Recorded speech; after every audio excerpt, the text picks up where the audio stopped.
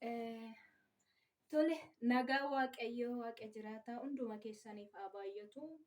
Hordoftoota chaayinaalii koo hunduma keessan nagaa isiniif haa ta'u. Ashamaa harka fuunee akkam jirtu nagaan keessanii. Ani nagaa kooti obboleettiin keessanii baga nagaa fayyaa taata isiniin jechaa jirtu nagaadha miti. Kunoo nan jira bagee jiraattan. Egaa walirraa bannee jirra.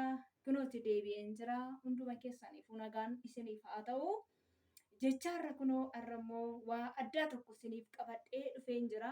Egaa waan addaa isinii qabadhee dhufe kana dursee dubbachuudhaan dursaa warroonni chaayinaalii kootiif haaraa taatanii sabskiraayib gochuudhaan maatii koo ta'a isiniin jedha. Warroonni maatii koo taatanii jirtan immoo laayik gochuudhaan sheer gochuudhaan na jajjabeessaa isiniin jedha. Warroonni na jajjabeessaa jirtan hundumti keessan iyyuu galatoomaa galanni keessan bilisummaa isiniif haa ta'u isiniin jedha. Baga nagaa taatanii walitti deebinee jirra. Nooruu isiniin jedheen jira. Oluma seenaa gara mana halamii kanatti oluma seenaa jecha addaa fi waan ajaa'ibaa tokko isinii qabadhee dhufee jira. Wantoonni isinii qabadhee dhufe kunis immoo wanta ajaa'ibaa jechaadha. Egaa irraa barachuu akka dandeessaniif jecha wantoota nan jedhu kana jechan yookaan barumsa isinii fidee dhufe kana irraa akka barattan abdiin qabachaadha. Dhaggeeffattanii dhiisuudhaan dursaa irraa barachuu qabdu jechaadha. Akkasuma koomentii jalattirree yaada bareedaa yaada gaarii ta'e tokko jecha barumsi ani isiniif qabadhee isin barsiisuudhaaf yookaan isin barsiisuudhaaf qabadhee dhufe kana namni irraa barachuu danda'a kan jedhu jechaadha. Anis fakkeenyaaf irraa barachuu danda'a irraa baradhee kananii waan arge tokkorraa isinitti hima jechaadha. Isinis immoo akkasuma waa kanarraa barachuu dandeessu. Keessattuu obboloonni keenya ganaa gaa'ela dhaabdanii fi warri dhaabdanii keessa jirtanillee jechaadha. Tole, gara barumsa kiyyaatti yookaan garan barumsa isiniif qabadhee dhufe kanatti isin dabarsaa isiniin jedha. Oluma seenaa koomentii barreessaa baay'ee tokko isin jaaladhaa hunduma keessaniyyuu. Egaa barumsa waan ta'eef barumsa keessaa kolfi hin jiru. Barumsa barsiisu keessatti kolfa osoo hin taane waan bareedduutu akkasiin barsiisa jechaadha. Warroota gaa'ela qabdan kottaa isin barsiisuudhaaf dhufeen jira. Warroonni ganaa gaa'ela dhaabdanis kottaa isin barsiisuudhaaf dhufeen jira. Barattanii akka irraa ariiqattan. Okay. Warroota gaa'elli keenya diigame jettaniif barumsa tokko isinii qaba. Egaa barumsi koo har'aa jalqaba tokko jedhee jalqabuudha itti fufa jechaadha. Yoo sinna bukkee dhaabattanii jajjabeessitan barumsa kana itti isinii fufa jechaadha. Isinii fufeetinaan sin barsiisa. Hunda isaatu sinittan hima. Kan shamarraniis kan dargaggootaas siniifan hima jechaadha. Gaa'elli koo diigamee kan jedhanii bo'an shamarroonni keenya. Abbaa warraa kee dursaa kana qabadhee waan dhufeef abbaa warraan kee tokko amala badaa qaba yoo ta'e yookaan ala bakkee deemee dhufee jennu. Ala bakkee deemee dhufee tarii in dhuga yaa ta'u, dhugeetu machaa'ee dhufa yaa ta'u, tarii immoo nama wallolee haaree dhufa yaa ta'u. Yommuu dhufu kana keessatti amalli inni sitti argisiisu amala badaa haaree dhufa yaa ta'u. Yeroo inni haaree dhufe kana atis immoo mana oolte yoo ta'e aarii qabattee too itti ba'uu hin qabdu. Wantoota gaa'ela namaa diiguu keessaa inni kun isa tokkodha. Yeroo inni haaree dhufe yookiin dhugee dhufe ta'ee fi yeroo sanaaf barri jalaa bantaa. Amalli isaa kun yaadni isaa kana akkam bultee akkam oolte siiniin jedhu yaa ta'a. Yeroo sanaaf seessisii okay. Haaree dhufe waan ta'eef atis aarii qabattee ittiin deemin jechaadha. Yeroo inni ol seenee nyaata qopheessite sanaa laadhuuf wajjiniin ta'a harka kiciif dursa otoo nyaata hin kenniniif caammaa isaa irraa baasi bareedduutiyya. Abbaa warraa keetti waan ta'eef haaree dhufee dhugee dhufes yaa ta'u machaa'ee kan jedhamu jechaadha. Namni gargari waan ta'eef amantii isaallee gargari warroonni amantii garagara jechaadha. Warra amantii isaanii dhorku hin dhuganii aaranii nama walolanii dhufuu danda'u jechaadha. Ogaa sana atis abidda qabsiisuun qabdu jechaadha. Barachuu qabdu jechaadha.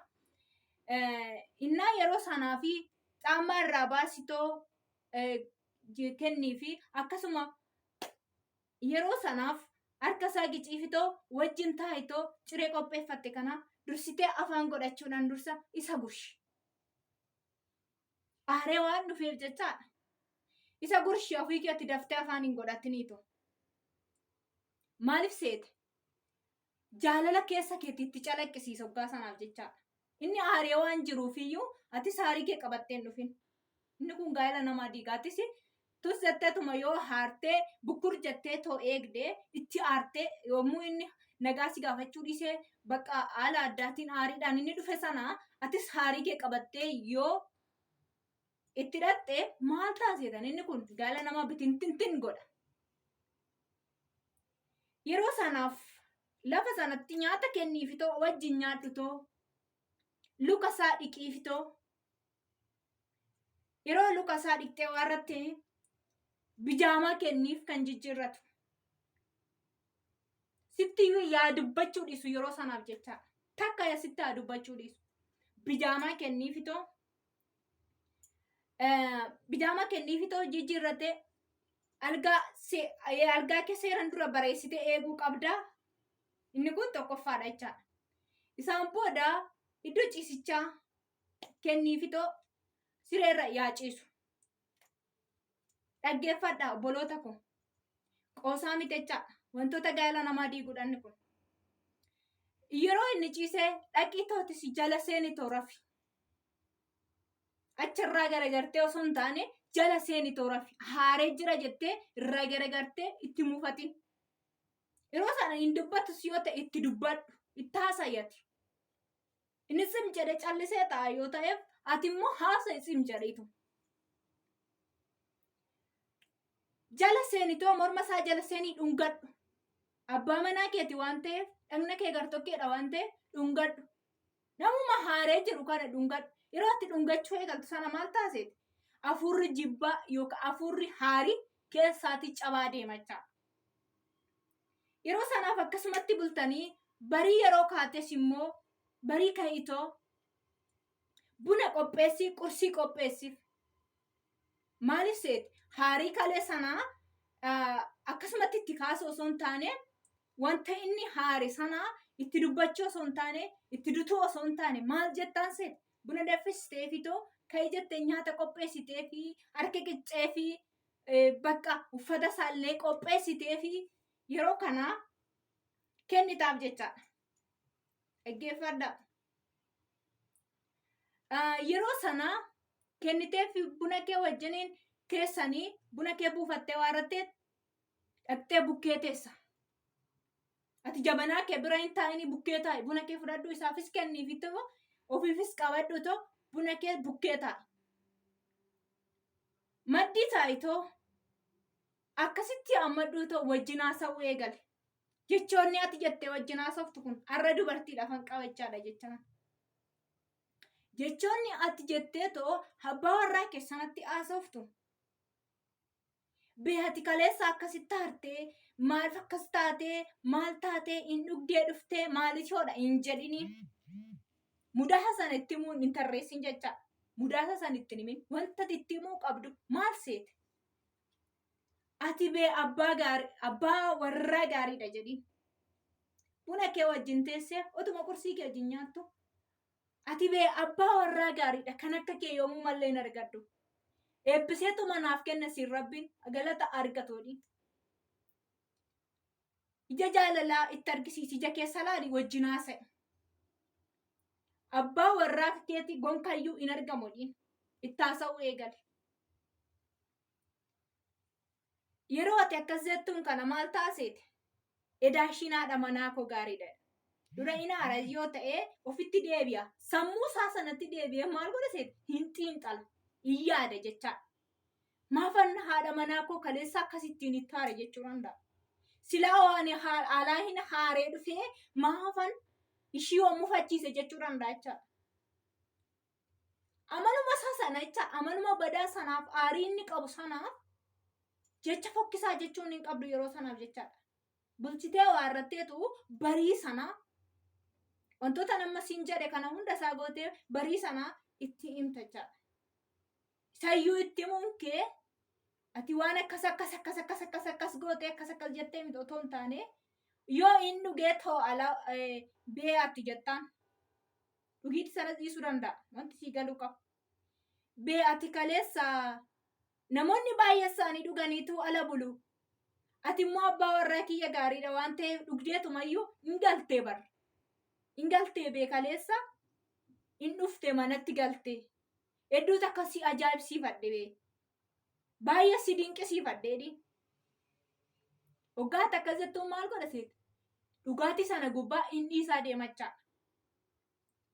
Lammaffaa immoo inni haaru tokko immoo haaretoo yommuu inni kana haarochaadha warra dhugee osoo hin taane inni haaree dhufe sun immoo maal taaseeti? Waggaatti akkas jettuun edaa'ati manaa koo kun haadha manaa gaariidha jedhanis. Waggaatti abbaa manaa koo gaarii. Nama jaallatamaa baay'ee si jaalladhuu fi baay'ee si kabaju yeroo ati jettuun innis immoo maal taaseeti? Edaa'ati manaa koo kun jechuu eegan ofitti deebi'ee waarrateet haadha manaa gaariin qabaanidha. Haadha manaa ba'eettiin qaba. Haati manaa koo kun yaada gaarii naa qabdidha jedhachaadha. Yeroo sanaa kaasetu inni jaalala haddaasii qaba. Matumayyuu yaadni isaa yaada fokkisaa siif hin qabachaadha. Akka ati nama gaarii taatee fi akka ati bultoo kee jabeessitee qabdu yernuma sanaa kaasee waarrateet barachaadha. Waan sii galuu qabu. Yaa dubartoota qaxale. Haadha manaa ogeetti Waaqayyotu namaa kenna. Dhaggeeffadhaa warri dhiiraa. Jechoota akkasii jetteeni yoo xumurte baay'ee namatti tola. Barumsa koo kana keessatti wantoota hedduu isiniif danda'a. Wantoota gaala namaa diigan, wantoota dubartoonni calaqqisiisan, wantoota gaala namaa ijaaran, wantoota gaala namaa diigan isaan kana barnoota isaa kophaadhaan kan dhiirota amaloota dhiironni calaqqisiisan, amaloota dubartoonni calaqqisiisan, wantoonni isaan argisiisuu danda'an tokko jedhee tanan sinii fidee sin barsiisuu danda'a. Yaanni kunoo gaariidha jettanii yoo sin koomentii irratti naaf kennitanii itti nuufuuf jettan isiniif affida. Barumsoota hedduu isinii fiduu danda'a. Kanaaf obboloota koo akkas ture warra haadha manaaf abbaa manaa ta'e. Gaa'illi keessan ammaan booda maal taasisan? Hin diigamu. Matumayyuu hin diigamu. Sababi isaa ati yeroo hundumaa jaalalatta gaafuma takkittii sana jaalala isatti argisiiste taanan lafa inni haaree jiru lafa inni mufatee jiru sanatti ati immoo haala gaarii simannaa gaarii gooteef taanan matumayyuu deebi'ee inni hin haarochaa. Dhageessaniittu. Yoo aaree dhufeeyyuu alatti yoo aaree dhufe yoo namni aarseeyyuu maal godha seeti? Inni raafachaa deema. Waggaasi bira ga'e maal taasise? Bisik jedheetuma kolfaa deema. Kanaaf amala kana si warra dubartootaa anatti argisiisuu qaba jechaadha. Yeroo nuyis fakkeenyaaf inni aaree yoo dhufe nuyis haarii keenya bunneetoo fuula keenya akkas shuntutti goonee bata bokognee yoo teenye nyaara keenya walitti guurree bokognee xeellofnee yoo teenye si jibbaa deema funyaa bakka si xireeffachaa deema jechaadha. Inni kun gaa'ela kee diiga. Maaf gaa'elli koo diigame jechuudhaan dura akkaataa ittiin gaa'elli keessan diigamu of beekaa.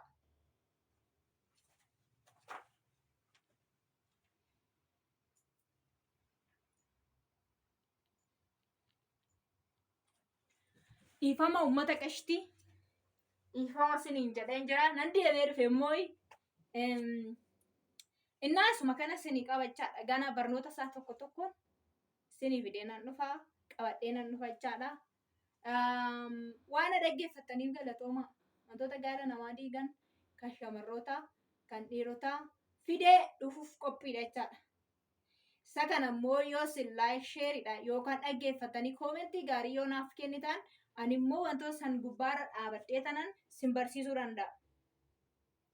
Akkamitti gaa'elli diigamaa akkamitti gaa'elli ijaaramaa kan jedhu hundasaa kutaadhaan siniif diigee sin barsiisuun hin danda'a jechaadha. Ani nan beeka waan ta'eef warroonni beektanis jiraachuu dandeessu. wanti isinii galuu qabu. Ani bichaan nan beekaa osoo hin taane sinis warroonni beektan nu barsiisuu dandeessu. Kanaafiyyuu wantoota kanaas isinitti himuu nan danda'a. Gaa'elli koo diigamee jettanii miidiyaa irratti maxxanee jettan boo'uudhaan dura wanta sirraa barbaachisu obboleettii koo dursitee jechuudhaan dursa waa sirraa barbaachisu beekuu qabda. Abbaan manaa koo ala laalaa akkas godhaa dubartii qabatee wajjin deemaa dubartii janaa yoo jettu dursa maaltu sirraa barbaachisa maal sirratti arginaan ala laalan akkan maal ala laala illaalu wanto akkatti inni ala laalu abbaa warraa kee akkatti inni ala laalu immoo barbaannan barumsa koo keessatti calqaba waan ta'eef hundasaa gadi guuree kanas sinitti hima. Wantoota dubartoota irraa dhiironni jibban hundasaa sinittan hima.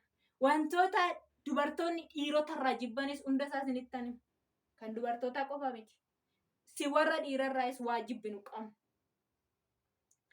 Kanaaf barumsi koo itti fufasiniin jedha obboloota kooyi hedduu takka galatoomaa isinitti waan dheeressuu hin barbaanneefuyyuu kabajamaa isiniin jedha kun kutaa jalqabaatti yaada keessan koomentii irratti itti fufi yoo jettan itti fufee tanan tokko tokkoon tarreessee barumsa isin barsiisachaa. Har'a jalqaba seensaa seenee jira waan ta'eef jalqaba na seene malee hin jalqabne jechaadha. Kanaaf barumsicha isin jalqabsiisuudhaaf gadi taa'ee isin barsiisuun qaba jechaadha. Kanaaf obboloota kiyya baay'ee jaalladhuu fi baay'ee kabaju. Ronni aara dhuftan nooru isiniin jedheen jira. Hedduu takka galatoomaa hedduu takka kabajamaayii. Like shareidhaan na bukkee dhaabadhaa isiniin jedha eebbifamaa.